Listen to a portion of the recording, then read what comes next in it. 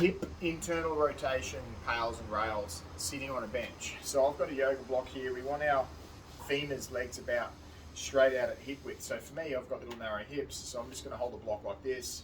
You might want to do that, whichever is probably the most comfortable, really. And I want you to get to a big passive stretch. So walk your foot out as far as you can. That's about as far as I can stretch. Now I'm going to sit here for about 30 seconds. You'll know if it's a big stretch because at the moment, if I try to rotate my leg to get my foot up, it doesn't come, right? So now I'm in the stretch.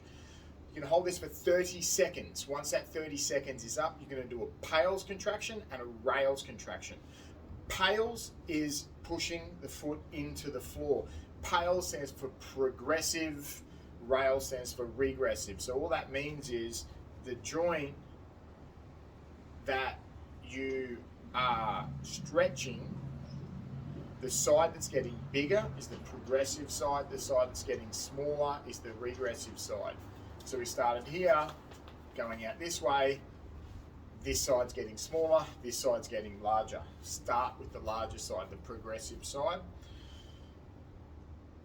and let's go. So now after that 30 seconds is up, squeeze this.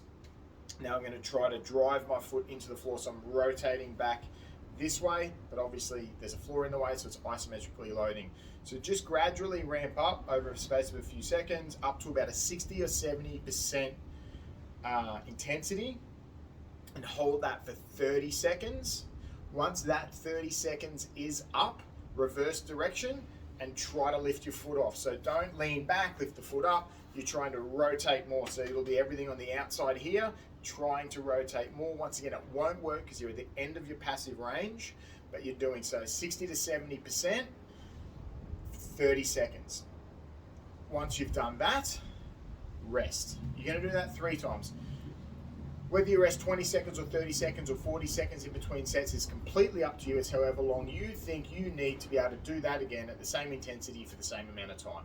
So it's completely up to you. It might be 30 seconds, it might be 20 seconds, it might be 2 minutes, whatever. And then go again. And that is your hip internal rotation, PAILs and rails.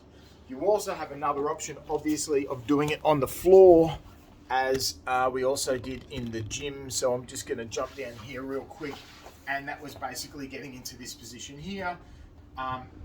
Feet are out wide. While I just push this in here, I've just internally rotated my leg. Simple. And then, or you can get here and sort of walk your foot out. I probably would prefer doing it on the bench, but it's up to you which one you like. And that's it. So hip internal rotation, PAILs and rails. It will be in the program, but it's 30 seconds PAILs, 30 seconds rails at about 60 to 70% intensity. Enjoy.